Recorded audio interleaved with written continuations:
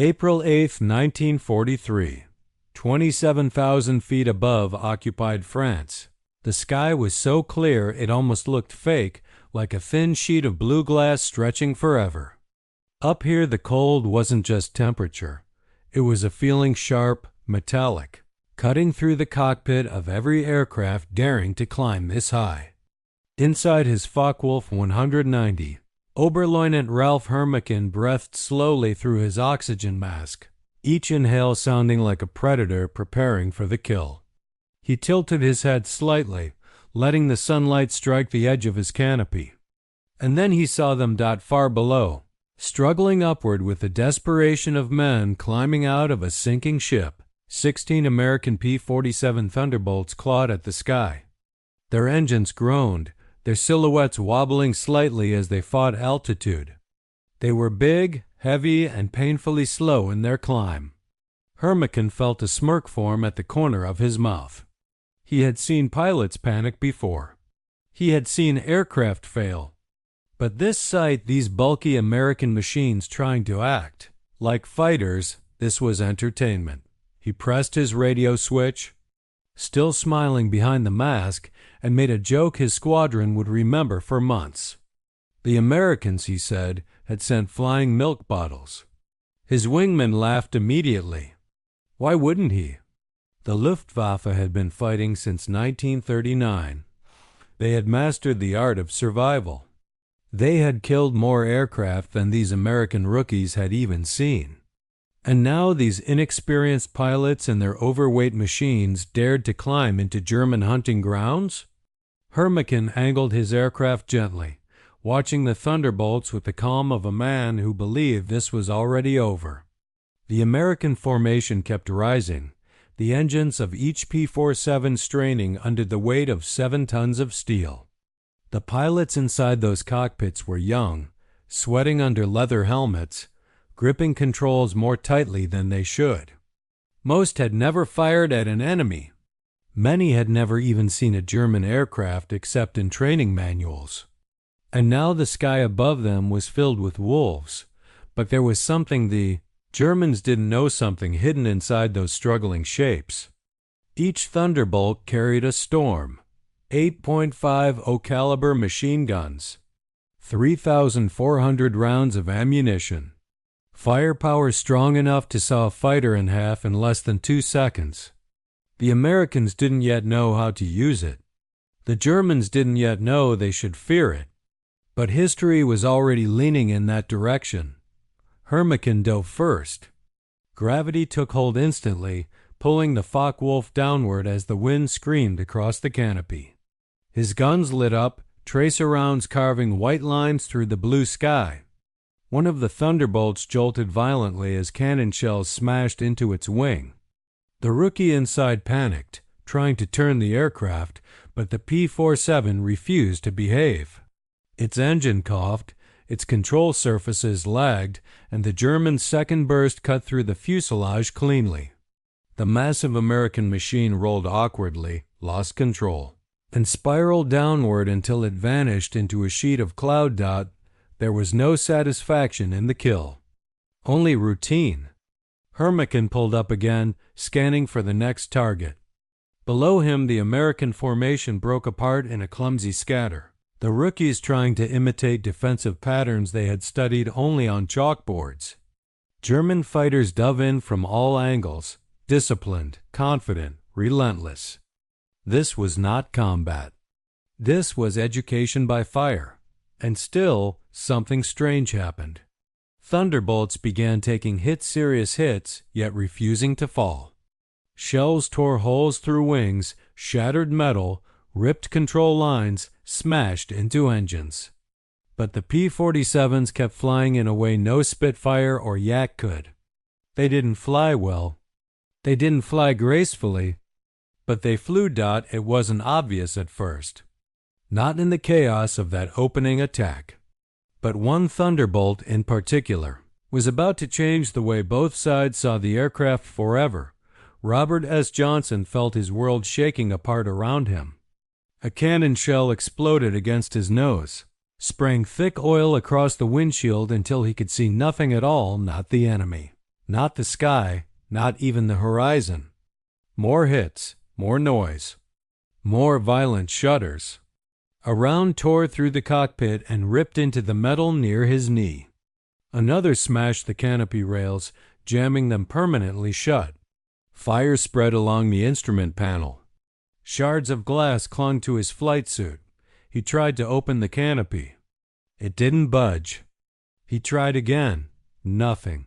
He was trapped inside a burning metal coffin miles above the earth. He lowered his head, convinced his life was ending. The aircraft shook, rolled slightly, then steadied again. Smoke stung his eyes. Blood dripped into his mouth. But the Thunderbolt did not fall down. It climbed barely blindly, stubbornly through a sky that wanted to swallow it whole. Then came the German. Lone Focke-Wulf slid behind the crippled P-47 like a shark approaching wounded prey. The German pilot opened fire with a full burst of cannon shells. Johnson felt the impacts hammering through the fuselage. Pieces of his aircraft broke away. Sections of the tail vanished. The right wing shuddered violently. Still, the Thunderbolt kept moving. It was flying on instinct, on design, on something that looked like defiance. The German repositioned and fired. Again. Still the aircraft stayed in the air. He pulled alongside. Close enough for Johnson to see his face, a young blond man with an expression of disbelief. They locked eyes through shattered glass and smeared oil. The German looked confused, frustrated, almost offended. As if this American machine was breaking the rules of war, he emptied his remaining ammunition. Still, the Thunderbolt flew. The German slowed, pulled beside the battered P-47, raised one hand in a silent salute, and turned away. He had never encountered a machine that could take that much punishment and live. Johnson landed back in England with more than 200 holes in his aircraft. Mechanics counted until they gave up. 3 structural supports were broken. The engine barely responded. Entire systems were destroyed. But the aircraft had brought him home. Rumors spread through the Luftwaffe like a cold wind. Something was wrong with the Americans' new fighter. Something unnatural. Something frightening. Reports came in of P-47 surviving damage that should have turned them into falling debris.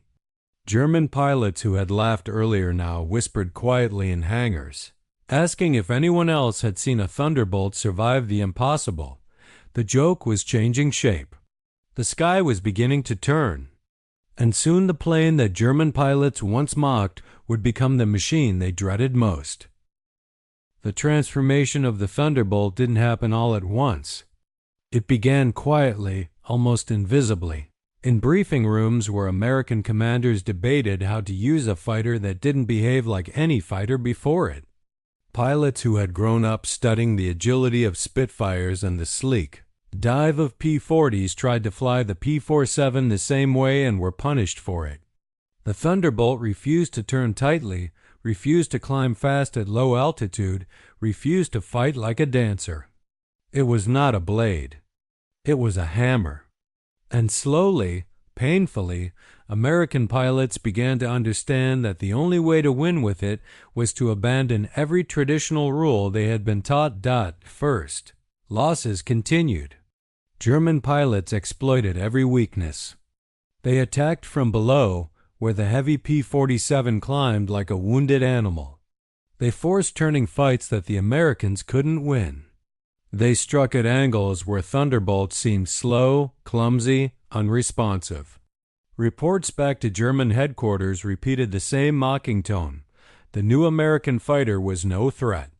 It was meat for the slaughter, but while the Germans laughed, the Americans learned in mess halls and muddy airfields. Pilots shared stories of near disasters that turned into revelations. One man described how the P-47 dove faster than anything he'd ever flown. Another mentioned how, once it built up speed, the aircraft felt unstoppable, as if momentum itself had become a weapon. Others noticed how high the engine could breathe, how the turbocharger kept power strong even in thin air. or German engines suffocated. Then, someone connected the dots. The Thunderbolt wasn't a low-altitude dogfighter. It was a high-altitude Predator, a dive machine, battering ram of steel and fire. A few commanders caught the idea immediately. Lieutenant Colonel Hubert Zemke, leading the 56th Fighter Group, was among the first to understand what the aircraft truly was. He watched pilots struggle against the German aces and realized the problem wasn't bravery or skill, it was misunderstanding. They were trying to fight like Spitfires. But the P-47 was something else entirely. Zemke gathered his men and told them exactly what he believed. Stop turning. Stop imitating the enemy. Stop climbing like a mosquito. Use the aircraft's weight, its engine, its monstrous guns. Use the dive. Use the altitude. Make the enemy react to you, not the other way around. A new tactic emerged, one that would change air combat forever. Instead of engaging the Luftwaffe in turning duels, Thunderbolt formations climbed high, positioning themselves above the German fighters. From there, they rolled over and dropped like falling meteors. A P-47 in a full-power dive could reach speeds the enemy couldn't touch. At the bottom of that dive, 8.50 caliber guns roared in unison, filling the air with an unbroken stream of fire that ripped through any aircraft caught in its path. German pilots didn't understand it at first. They believed the Americans were panicking and diving to escape. Then they realized the terrifying truth. The Thunderbolts weren't fleeing. They were attacking. Reports from German survivors described the same nightmare. A shadow appearing out of the sun. A roar like thunder behind them. A storm of bullets tearing the sky apart. And then nothing. Only smoke and falling debris. The Americans called it boom and zoom. German pilots gave it another name. The Thunderbolt turkey shoot. Slowly, the kill counts shifted. German formations that once shredded American flights suddenly found themselves losing aircraft. Aces who had flown hundreds of missions began to fear shapes that were once jokes. In the airfield barracks, the laughter stopped. Nobody joked about flying milk bottles anymore. The shift reached its peak on missions deep into France, where American escorts protected slow-moving bomber formations. German fighters had once attacked these bombers fearlessly, but now the escorts were Thunderbolts, and they did not fly timidly. They dove with fury, firing bursts that disintegrated twin-engine Messerschmitts and heavy Focke-Wulfs. The skies that had belonged to Germany were slowly becoming American territory. One German gunner, captured after his aircraft crashed, described his experience in a trembling voice. He said the Thunderbolts didn't fire like other fighters. Other aircraft spat bullets. Thunderbolts poured out rivers. He said that when a P-47 fired, the air itself turned solid. It felt like flying into a wall of metal. American pilots gained confidence. The same rookies who had once panicked at the sight of a diving Focke-Wulf now tightened their formation and waited for altitude. They trusted the aircraft. They trusted the dive. They trusted the guns that could tear wings off in a heartbeat.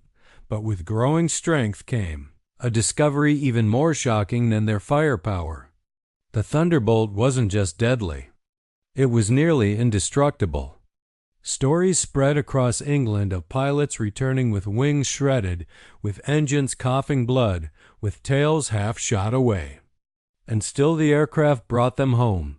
Ground crews began calling it the Flying Anvil. Pilots called it the Iron Angel.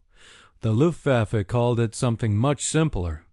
Bad news. Then came the moment that confirmed everything the P-47 was becoming. Bomber raid deep into Germany faced a wall of defenders, Me-109s, FW-190s, twin-engine Zersterers armed with cannon and rockets. It should have been a massacre. Instead, Thunderbolts tore through the interceptors with a fury that shocked even American commanders. 8 German aircraft fell in minutes.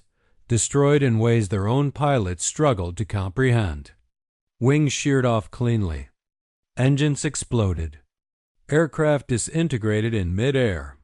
Survivors said it felt like facing a weapon designed not to kill but to erase. And on that day, German intelligence wrote something in a report that no one imagined they would ever admit. The American P-47, they said, could not be underestimated anymore. It was not a failed design. It was not a joke. It was not an overweight machine pretending to be a fighter. It was a problem, a serious one that might change the war. And men like Hermikin, who once laughed freely over French skies, now found themselves glancing upward with caution, wondering when the next dive would come, when the next black shape would fall from the sun, when the sky they had ruled for years would betray them. The Thunderbolt had arrived. And this time, it wasn't climbing slowly. It was descending fast, furious, and impossible to stop. Thunderbolts were no longer a curiosity.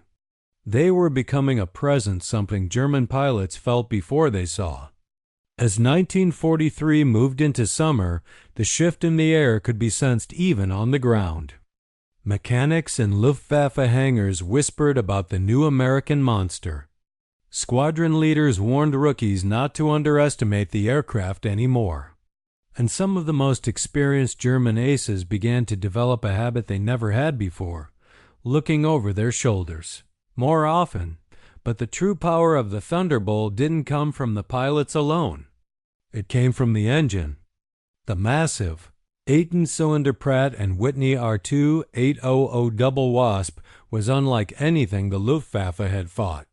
German fighters, sleek and agile, relied on liquid-cooled engines that breathed well at medium altitudes but began to choke as they climbed. The Thunderbolt's engine did not choke.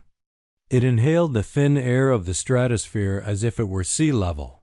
The turbocharger hidden deep in its belly spun like a mechanical heart, forcing life into the aircraft even when the world around it turned icy. This meant one simple, terrifying thing: the higher the Thunderbolt climbed, the stronger it became. German pilots began noticing something strange. In the early days, the P-47 had been helpless when caught climbing. But now the Americans weren't flying up through German formations. They were already above them. Where had they come from? When did they get there? How did they climb so fast? Rumors spread. Some claimed the Americans had developed new fuel. Others said their aircraft had been modified with secret engines. Others believed the Thunderbolt was simply too heavy to be slowed by altitude, that it punched through the sky instead of lifting through it. The truth was simpler. The Americans had figured out how to fly the aircraft the way it was built. Thunderbolt squadrons began taking off earlier, climbing longer, and forming deadly layers above bomber formations. When German interceptors rose to strike the bombers, they found themselves beneath the ceiling of Predators. And once the Thunderbolts saw the enemy below, the outcome was almost predetermined. They rolled over with the silent confidence of executioners and dropped from heaven like iron fists. One German pilot described it as being hunted by falling mountains. In these dives, the Thunderbolt became something unreal. A pilot once said that when he pushed the stick forward and committed to a full-power descent, the aircraft no longer felt like metal and bolts. It felt alive, like an enraged animal lunging downward, growling through the air. At nearly 600 kilometers per hour, the wind didn't rush past the canopy. It screamed. It tore. It vibrated through the bones of the pilot. And then, in those terrifying seconds before leveling off, the guns erupted in a blast of sound that drowned out even the engine. German fighters, caught in that intersection of lead, didn't fall gracefully. They came apart, wings snapping away, tails shearing off, engines bursting into clouds of fire and metal. To the German aces who witnessed this, the Thunderbolt's arrival wasn't just a new enemy. It was a new kind of enemy, one that fought with physics instead of finesse, weight instead of elegance. Brutality instead of beauty. The psychological impact began to show. Luftwaffe. Pilots who once charged into combat with fearlessness now approached American formations with caution. Some switched altitudes. Some avoided engaging unless they saw Mustangs instead. Others tried to lure Thunderbolts into turn fights again, hoping to repeat early successes. But the Americans had learned too much. They refused to be pulled into the same mistakes. And each time a German ace tried to snap a P-47 into a tight turn, he found the American pilot simply refusing to follow. Instead, the Thunderbolt would climb away, reset, and drop again with devastating precision. One German ace reportedly said after a mission, "Fighting the Thunderbolt is like boxing with a bull. You may dodge its charge once or twice, but when it connects, it is over." By mid-1943, even the most elite Luftwaffe units began losing pilots faster than they could replace them. In briefing rooms, commanders explained that the Americans had learned to fight. They had learned quickly. And now the Thunderbolt was becoming something far more dangerous than an underdog aircraft. It was becoming a weapon of strategy. Thunderbolt pilots developed a simple rule: if you cannot win the turn fight, do not turn. If you cannot win the climb, do not climb. Win energy. Win in altitude. Win in weight. Win in the dive. Win with the guns. The shift was visible in every battle report. German commanders wrote about unexpected aggressiveness, unusually fast dives, long bursts of heavy machine gun fire, and aircraft that refused to break apart even under sustained hits. But it was the last point that frightened them the most. The Thunderbolt was durable in a way they had never seen.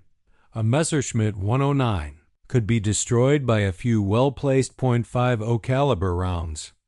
A Spitfire could be crippled with a single cannon shell. But a Thunderbolt could take entire cannon magazines and continue flying. This changed the psychology of every dogfight. Germans used to rely on damage to force enemies down. Now they found themselves wasting ammunition on targets that still came at them, still climbed, still dove, still fired. One pilot wrote in his diary, "It is not a plane. It is a wall with wings." The Thunderbolt's durability wasn't just luck. Its engine, being air-cooled, lacked vulnerable coolant lines. A single bullet to the radiator could kill a German fighter. But the Thunderbolt had no radiator. Its armor plate around the cockpit stopped rounds that would kill most pilots instantly. And its thick skin nearly twice as heavy as many. Earlier American fighters absorbed punishment like few aircraft in the world as missions intensified. German pilots who once targeted P-47s fearlessly began picking easier prey instead.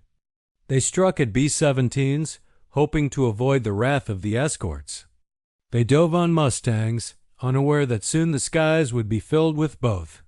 But every time a Thunderbolt appeared from nowhere, hurtling downward with guns blazing, they felt a familiar tightness in their chests. The sky was changing. The confidence of 1940, the dominance of 1941, the pride of 1942, all of it was fading. A new kind of enemy ruled the air now, heavy, relentless, immune to fear, immune to damage. A machine the Germans once mocked now made their best pilots whisper warnings to each other before takeoff. Machine that turned laughter into silence. A machine that the Luftwaffe, once king of the sky, now had to fear. By late 1943, the Thunderbolt had become something the Luftwaffe could no longer ignore. The Americans weren't merely improving. They were transforming. For every German ace who fell, a less experienced replacement rose man forced into cockpits with fewer training hours, fewer resources, and fewer illusions about the war they were flying into. Meanwhile, American pilots only got better. Their training sharpened. Their tactics evolved. Their confidence grew. And at the center of it all was the aircraft that refused to be killed, From bases across England, Thunderbolt groups launched missions deeper into enemy territory than anyone believed possible in the early months of the year. They escorted bombers, disrupted supply lines, and built a reputation not just for destruction, but for a kind of endurance that unnerved even the toughest German crews. Pilots whispered stories of P-47s landing with engines hanging loose, with half a wing missing, with fuel lines torn open but somehow still holding pressure. They landed without radios, without instruments, sometimes without brakes, but they landed. One day, a P-47 returned with an entire corner of its tail section blown away. Another came back with its canopy shattered, the pilot half conscious and bleeding from a dozen cuts, his hands locked onto the controls even after medics pried them free. These stories spread like wildfire, carried across hangars and mess halls until people began to treat the aircraft almost like a legend. The Thunderbolt was not invincible, but it was close enough to seem that way. German intelligence eventually captured enough wreckage to begin studying it. They examined bullet paths, thickness of armor, engine configurations, and structural beams. And what they found was deeply unsettling. The P-47 was built like a fortress. It had redundant systems, layered protection, and a way of channeling damage that kept critical parts functional even after sustaining blows that would destroy most fighters instantly. It was not beautiful. It was not elegant, but it was brutally effective. Thunderbolts began appearing in more places than the Luftwaffe expected. They roamed over France, Belgium, the Netherlands, and deep into Germany itself. They hunted trains, convoys, and fuel depots. Pilots described flying across Europe like shadows, diving suddenly on targets and obliterating them with their powerful machine guns. Towns miles away learned to recognize the sound of the Thunderbolt's engine, a deep rolling growl that signaled destruction. The Germans called them Jabo Terror fighter bombers that brought terror. On one mission, a Thunderbolt squadron caught a column of German trucks moving along a narrow road lined with trees.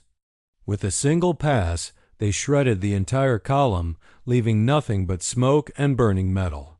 Survivors said the attack happened so quickly that no one had time to dive for cover.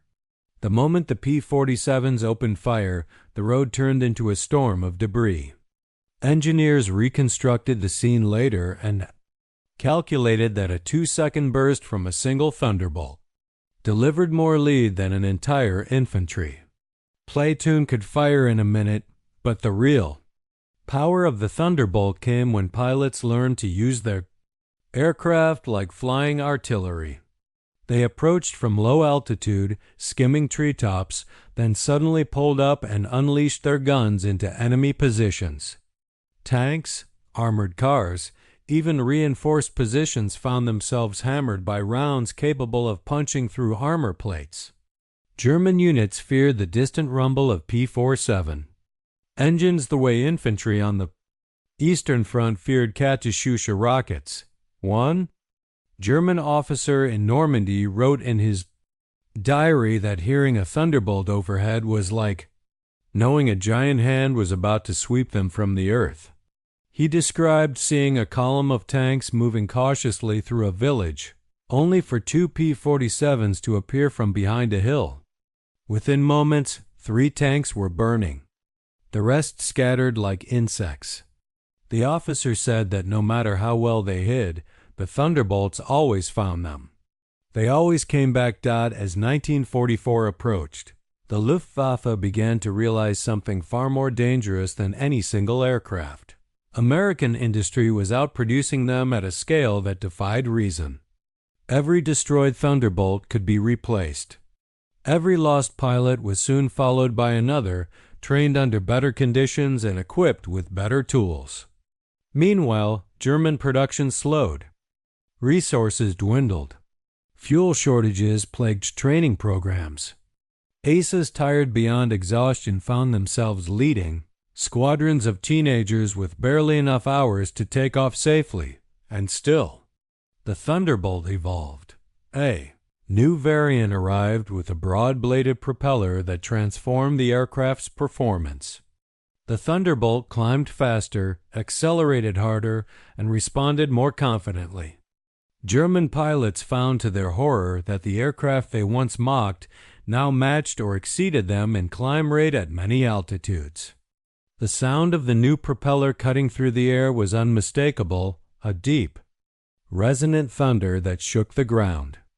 Long before the aircraft appeared, German ground troops began calling the sound Donnerknall, Thunderclap. The name stuck, but the most terrifying part was not the performance. It was the numbers. More Thunderbolts poured into Europe. More squadrons formed. More missions deep into German territory were launched. And every time German fighters rose to meet them, they found themselves outnumbered, outclimbed, or outgunned. It was not just battle, it was erosion.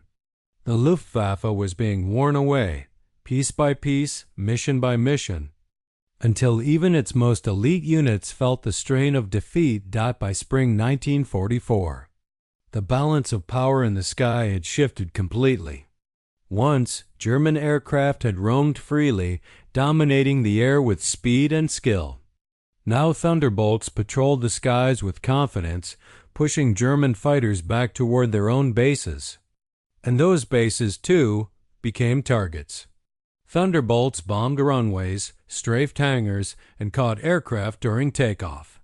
Every day, the Luftwaffe shrank a little more, and pilots like Hermican, who once laughed at the idea of American fighters challenging the Luftwaffe, now found themselves flying with a knot of dread in their stomachs.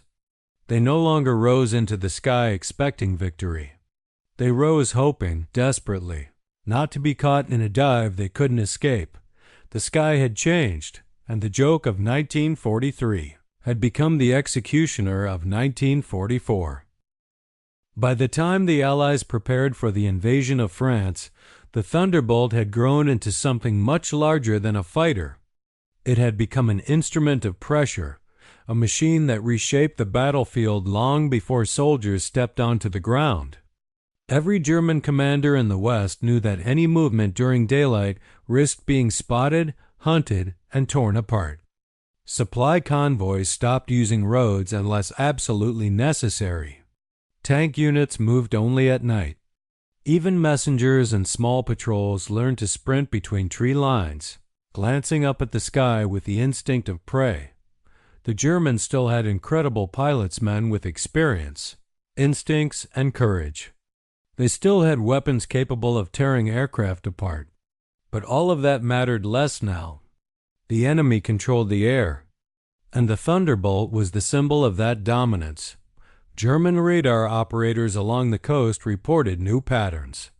Instead of seeing isolated flights or small patrols, they saw waves layers of fighter-bomber activities stretching deep across northern France.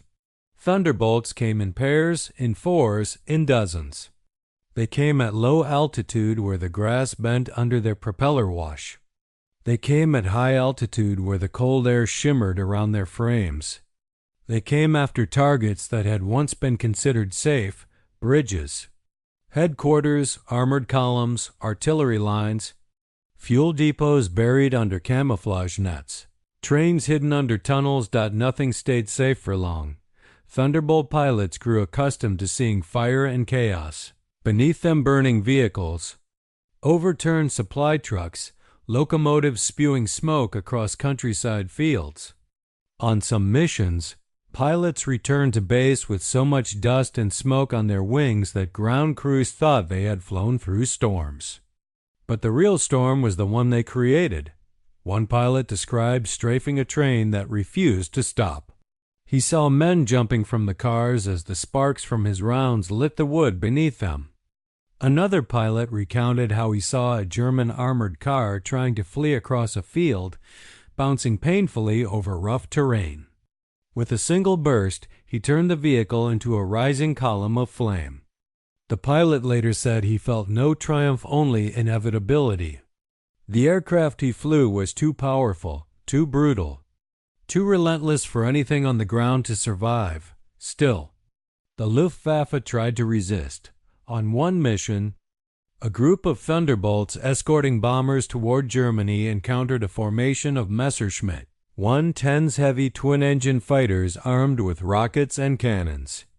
These aircraft were designed to kill bombers, and for a moment it seemed like the Germans had found a way to punch back.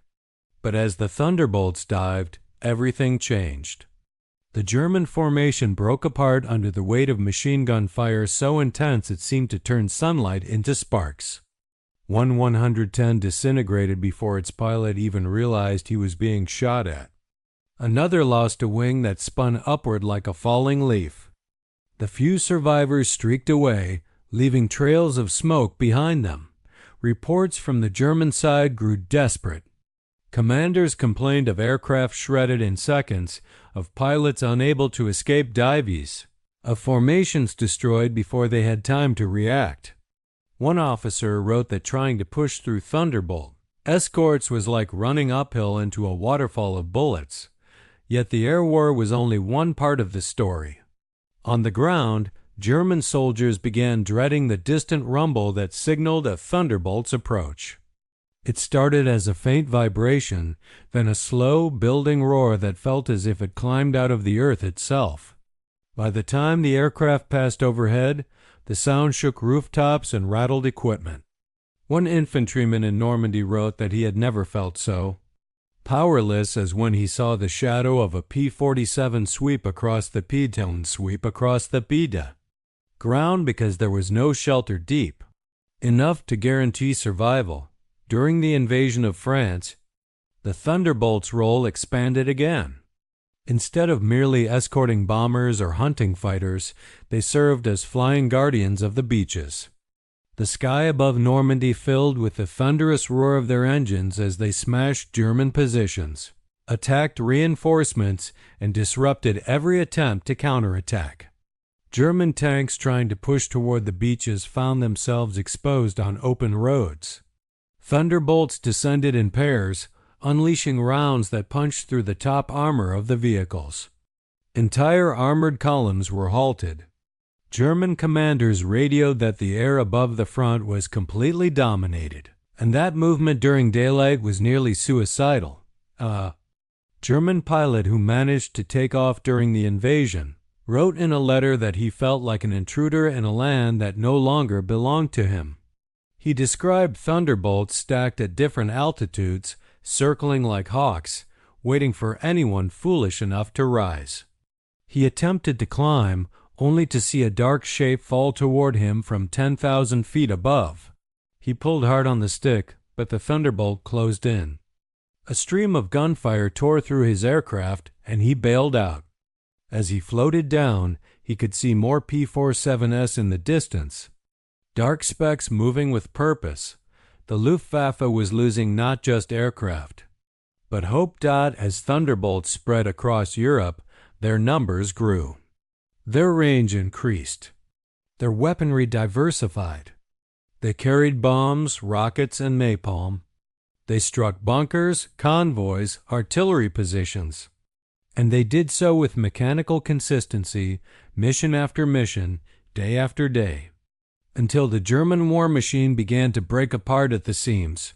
All that remained were fragments, and among the Luftwaffe's surviving pilots, a new grim respect formed. They no longer mocked the Thunderbolt. They no longer underestimated the Americans. Instead, they told each other to avoid the aircraft whenever possible, to escape upward if they could, to dive away if they must, to pick different targets altogether. But even escape became a luxury. Thunderbolts, once mocked for their climb rate, now surged upward with power that shocked even Allied pilots. And in the chaos of the war's final year, pilots who had never flown the aircraft before marveled at what it could do. It wasn't the fastest fighter. It wasn't the prettiest. It wasn't the most agile. But it was the one you wanted behind you in a fight, and the last one you wanted behind you if you were the enemy. And as the war moved toward its final act, the aircraft that once struggled to climb above France was about to meet something no one expected a propeller-driven fighter could fight. The future itself. Thunderbolts were about to chase jet aircraft out and sometimes catch them. As 1944 bled into 1945, the Thunderbolt found itself hunting a new kind of enemy, one the world had never seen before. German engineers unveiled jet fighters' sleek, futuristic machines built with engines that screamed instead of roared. The Me-262 was fast. Too fast.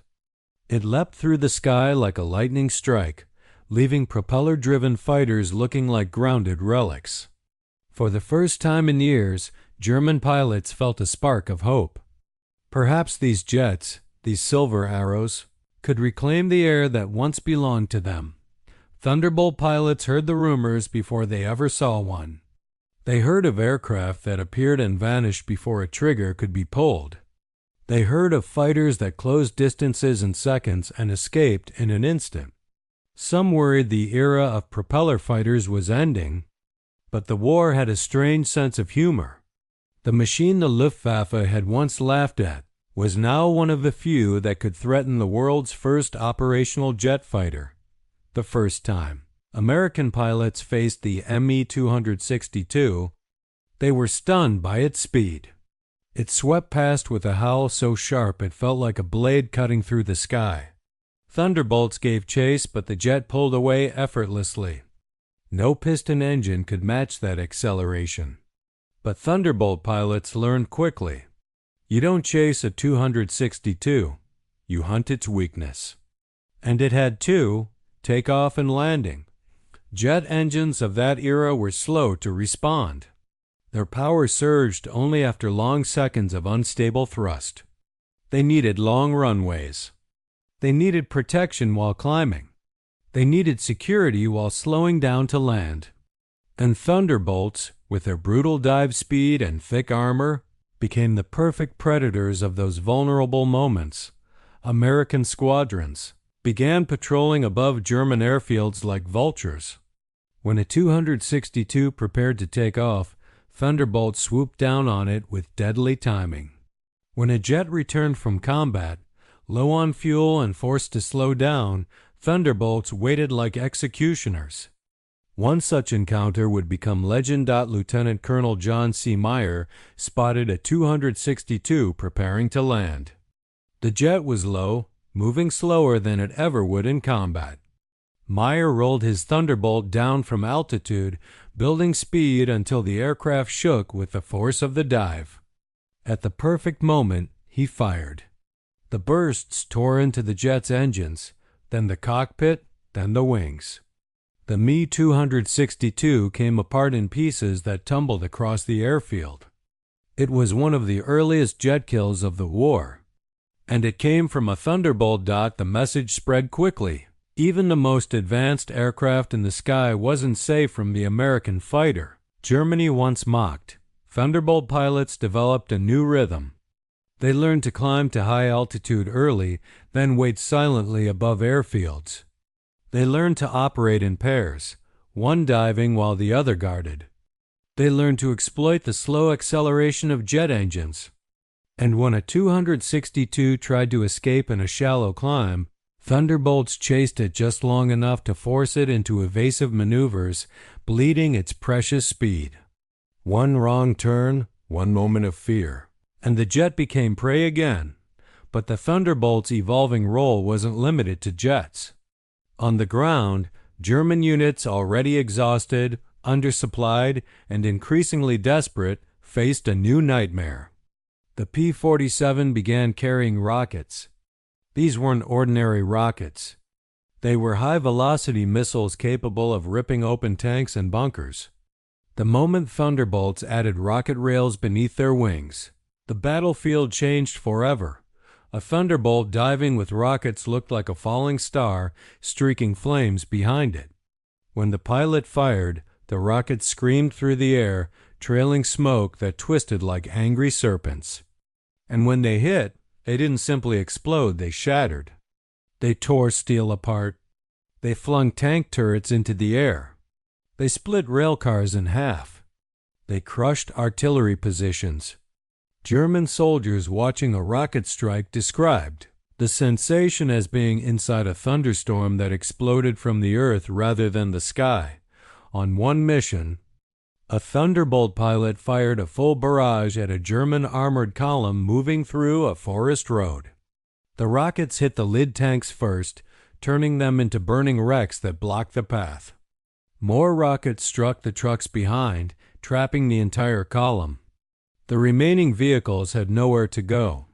Then the pilot circled back, unloaded machine gun fire into the trapped units, and left behind a twisted line of metal and flames. The Air Force later estimated that entire divisions were immobilized for days, because a few Thunderbolts destroyed the roads they relied on by the time the Allies crossed into Germany. The Thunderbolt had become a symbol of inevitability. When its shadow passed over towns, windows closed, doors shut, and soldiers scrambled for cover. German children learned its sound the way earlier generations learned the church bells. For many civilians, the approach of a P-47 meant they should run, hide, or pray. Yet the pilots inside those machines were not untouched by the destruction they caused. Many wrote of the strange emptiness they felt after missions, knowing that every column they destroyed held men who were fighting out of fear or duty, not out of evil. Some wrote of the landscape beneath them, the fields burned by bombs, the forests scarred by explosions, the train lines twisted beyond repair. They felt like they were watching a continent come apart, but there was no slowing down.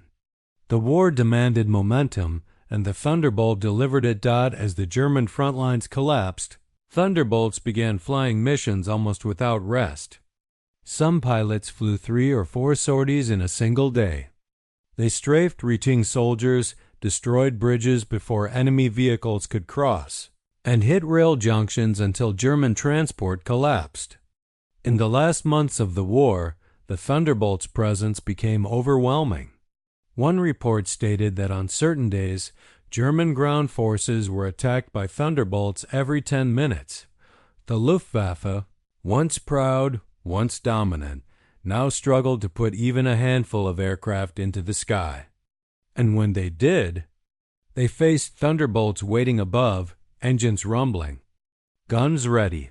Pilots like Ralph Hermican, who once smirked at the clumsy American fighters climbing slowly beneath him, now found himself rising into a sky filled with enemies he could no longer outfly, outclimb, or outfight. He saw German hangars burning, runways cratered, roads ripped apart. He saw comrades shot down by aircraft he once mocked. He watched the sky shrink around him, no longer a place for hunters-only survivors, and the machine he once called a flying milk bottle became the machine that chased him into the ground. The war was ending, and the sky no longer belonged to him. The last months of the war felt different in the sky. The air itself felt heavier, as if carrying the weight of every explosion, every trail of smoke, every life lost. Pilots on both sides felt it. Even the most confident German aces, men who had once soared freely through blue skies, now climbed reluctantly, glancing upward before they even left the runway. The sound of engines warming up didn't stir excitement anymore. It stirred dread. Thunderbolts were everywhere. Their silhouettes drifted across the sky like birds of omen. Their rumbling engines echoed across farmlands, cities, and forests. And for the men on the ground, German and Allied alike, that sound meant something was about to change violently, permanently. For the Luftwaffe, the fight had become survival. Fuel was scarce. Spare parts were scavenged from wrecks. Training flights were almost non-existent. Young pilots, some barely out of school, were thrown into combat after a handful of hours in the cockpit. They didn't know what awaited them. They didn't know the sound of diving Thunderbolts. They didn't know the sensation of being hunted by aircraft that tore apart anything they touched as German fighter groups scrambled whatever aircraft they had left. Thunderbolt squadrons struck deeper than ever. They destroyed fuel depots so thoroughly that flames burned for days. They hit transport columns until units starved for ammunition. They bombed rail lines until entire sectors of the front froze in place. And all the while, the Luftwaffe tried to respond with shrinking numbers, diminishing hope, and aircraft that grew older every day. Pilots like Ralph Hermican saw the shift up close. He noticed how the hangars grew quieter, how squadrons that once boasted dozens of aircraft now sent only a few into the sky, how new pilots avoided eye contact, knowing they might not survive their first mission, and how Thunderbolts, once awkward shapes he mocked from altitude, now appeared unexpectedly from above, diving at speeds that made reaction impossible. He would never forget the moment he saw a formation of Thunderbolts tearing across the landscape just after dawn. The morning mist still clung to the fields. German supply trucks moved in thin columns along a narrow road. And then the Thunderbolts appeared, emerging through the haze like shadows sharpened by fire. The first aircraft fired a burst that ripped through the lead truck, igniting it instantly.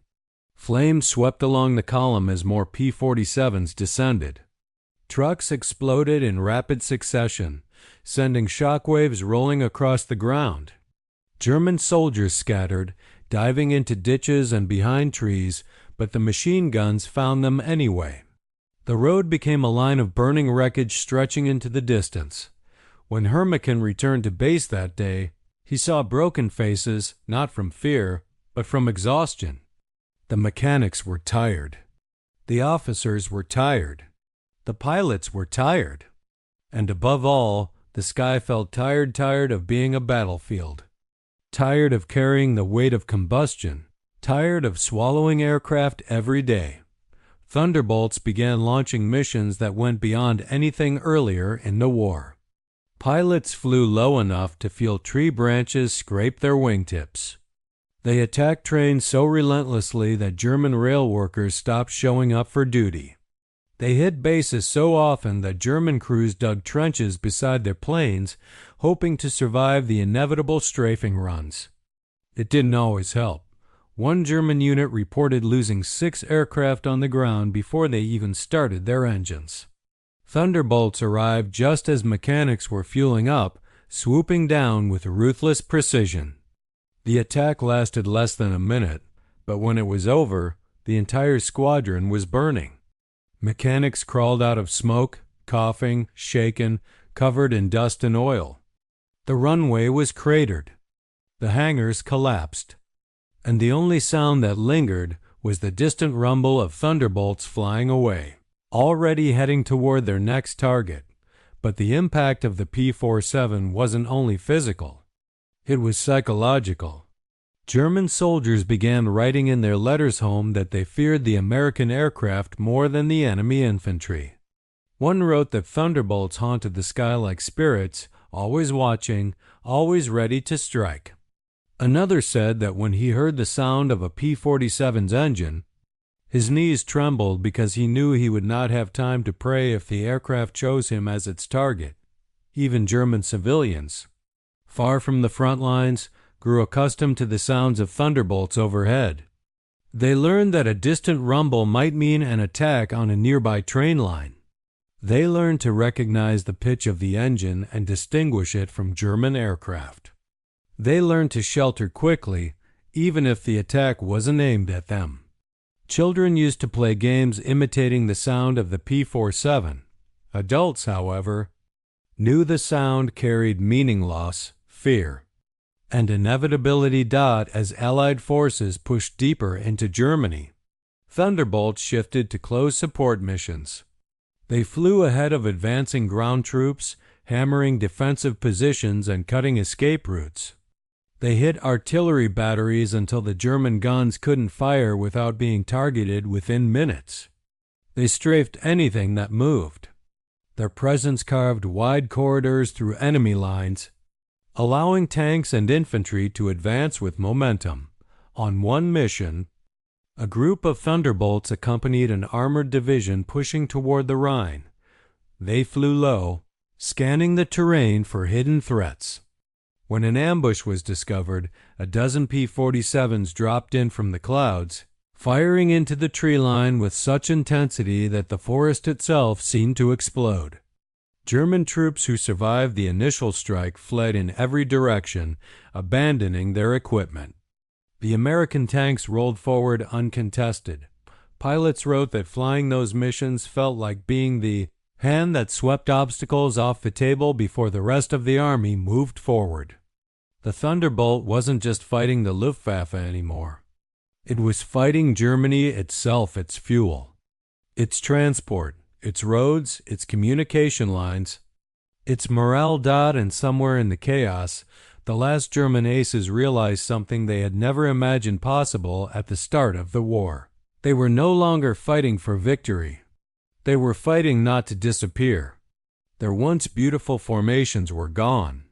Their squadrons were shadows. Their sky had shrunk into small pockets where they could hide. And every time they rose into that sky, a part of them wondered if they would return. The Thunderbolt was no longer the aircraft Germany underestimated. It had become the aircraft Germany could not escape. By the final months of the war, the sky over Germany felt like a closing fist. Every day brought the same pattern: distant engines growing louder, then descending into chaos. Thunderbolts roamed above shattered cities, rivers swollen with debris, and roads choked with fleeing columns. They were no longer simply protecting bombers or hunting German fighters. They were dismantling whatever remained of the enemy's ability to resist. Entire Luftwaffe bases were abandoned. Aircraft too damaged to fly were burned in their hangars. Pilots with no fuel left to train waited in wooden barracks, listening for the sound of approaching aircraft. The sound determined everything. If the engines hummed softly, the pilots relaxed. They were friendly. If the rumble deepened, like distant thunder rolling across hills, the tension inside those barracks rose instantly. That sound belonged to the Thunderbolt. Even the most decorated German aces felt it. They knew that any mission they flew might be their last. The sky no longer belonged to them, not even for a moment. The Americans controlled the air, the altitude, the pace, and the terms of battle. When a German fighter climbed, it did so with hope, not confidence. When it dived, it often did so not to attack, but to escape. And Thunderbolts were always waiting. As the war approached its final collapse, the missions only intensified. P-47 groups flew so often that pilots began to lose track of the days. Some flew 8 or 9 sorties in a single afternoon, returning only long enough to refuel and rearm. Their faces were lined with exhaustion, their flight suits stained with sweat and smoke. But they flew anyway. They flew because the ground forces depended on them. They flew because the Luftwaffe, weakened but still dangerous, had to be neutralized completely. They flew because stopping meant giving the enemy space to breathe, and no one wanted to see the Germans recover even an inch. During this period, Thunderbolts became notorious for their ability to shut down entire battlefields. When they were overhead, German units froze. Columns halted. Communications broke. Officers hesitated. The fear was not irrational. The Thunderbolts had earned it. One German armored unit tried to retreat toward the interior after their lines collapsed near the Ruhr. They moved carefully, switching roads, keeping to tree cover, moving only at dusk. But Thunderbolt pilots spotted the tracks in the dirt, the broken branches along the roadside, the faint glint of armor in the evening sun.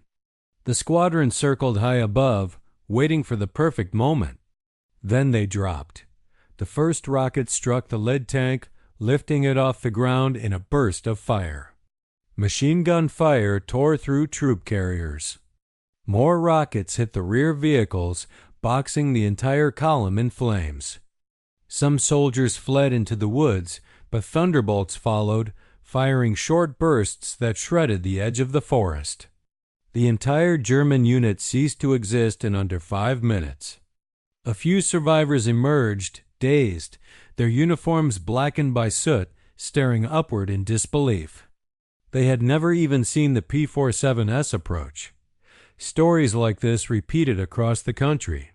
Train lines became graveyards of twisted steel. Bridges were reduced to rubble. Fuel trucks burned for days.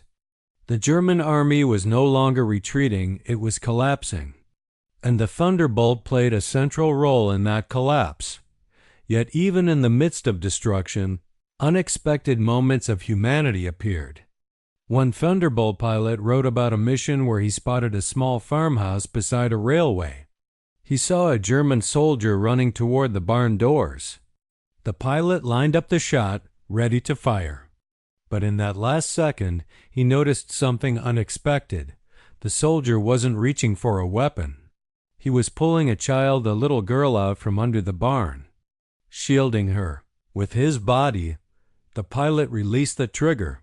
He flew past without firing. These moments stayed with pilots, longer than the missions where everything went according to plan. Because war didn't just destroy cities and aircraft, it tore at the minds of the men forced to fight it. And still, the fight continued.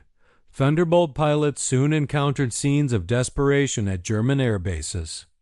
Some runways were filled with aircraft that would never fly again, stripped for parts. Half buried in craters, wings missing, engines flooded with oil. Ground crews scavenged anything useful from one wreck to keep another barely operating. Pilots used bicycles to move across fields because fuel for vehicles no longer existed. Even the mighty Focke-Wulf units once feared across Europe now flew old, battered fighters patched together with bolts and luck. Thunderbolts struck these bases with relentless efficiency. They bombed runways, making takeoff impossible.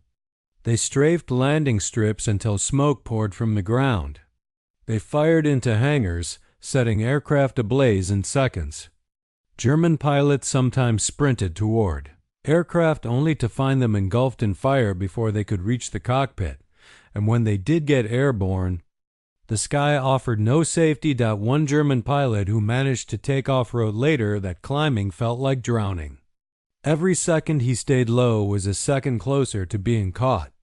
Every second he climbed was a gamble that a Thunderbolt at altitude hadn't spotted him. When he reached 9,000 feet, he saw them dark shapes above, watching, waiting. He turned immediately. Too late. The P-47s dropped as if pulled by gravity. He didn't even fire back. He dove straight toward a forest, leveled his wings, and bailed out. The aircraft hit the ground and exploded. He survived only because the Thunderbolt pilot let him go. As spring arrived, the attacks grew even more devastating. Thunderbolts shredded the remnants of German air transport, making it nearly impossible for troops to escape or regroup. They hit armored divisions trapped between rivers. They cut communications to Berlin. They isolated pockets of resistance until they crumbled. By April 1945, the Luftwaffe was a memory. Its fighters were grounded, its pilots scattered, its bases smoking ruins. The sky that had once echoed with the confidence of German aces now belonged to the aircraft they once mocked. The Thunderbolt. And somewhere among the ruins, pilots like Ralph Hermeken who once ruled the air now flew with the quiet resignation of those who knew the war was no longer a battle, but a countdown. Every mission felt like flying into a collapsing world. Every landing felt like borrowed time. They had started the war laughing at the Americans. Now, as the end drew near, they looked up at the sky with hollow eyes, because the sky no longer laughed back. Germany was collapsing by the hour.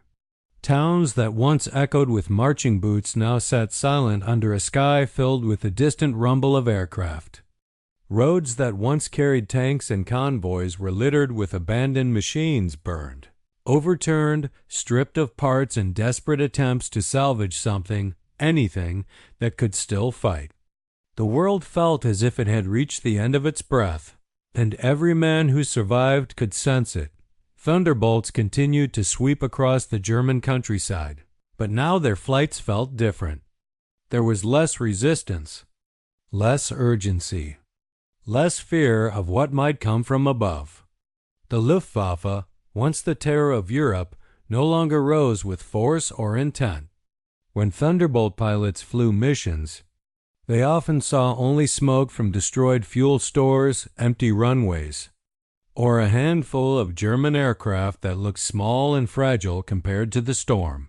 America now commanded, and somewhere in this fading world, Ralph Hermican walked quietly away from his downed aircraft, knowing that the war was no longer a contest. It was a conclusion. He moved through a landscape he barely recognized, fields scarred by bombs, trees splintered by rockets, homes reduced to lonely chimneys standing in piles of rubble. The sounds of war still drifted across the distance. Artillery thumps, tank engines growling, the occasional crack of small arms. But overhead, the sound was always the same, the rumbling presence of Thunderbolts patrolling, watching, sealing the last pockets of resistance shut.